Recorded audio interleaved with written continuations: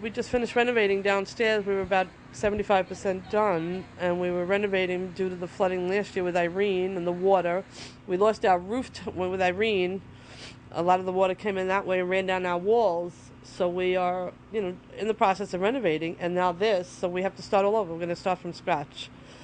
The water is just all in the walls, and we now have to again tear out the entire house and rebuild downstairs again. The back hallway, which leads to the backyard, which a lot of our stuff is out there.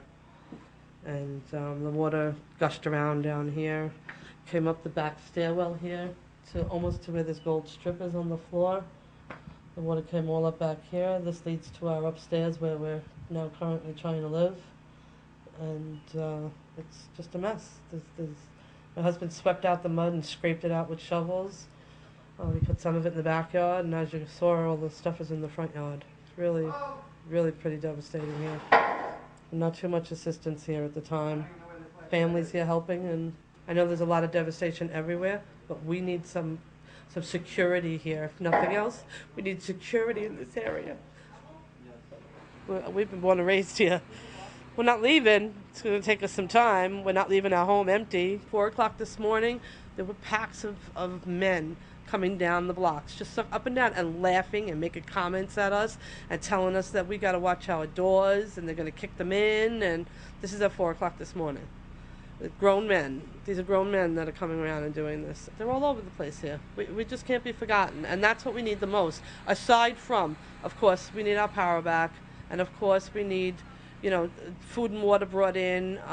We need FEMA to come in here and help the people. People have no money to go to hotels or to get to their other family.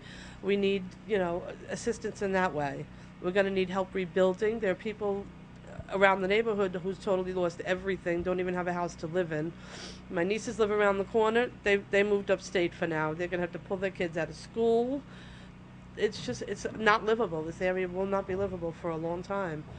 So we need every and any assistance that you can bring in. Emergency vehicles, security services, food, water, and most of all, people need money. They have buses. They're busing people to Pathmark up in Queens. People don't have money to spend on food up in Queens. They don't have refrigerators to put the food in when they come back. So tomorrow they're going to do the same thing, go out and try to find themselves a slice of bread because there's nowhere for these people to go. They have nowhere to go. People have no money. And that's causing desperation, and desperation is not a good thing.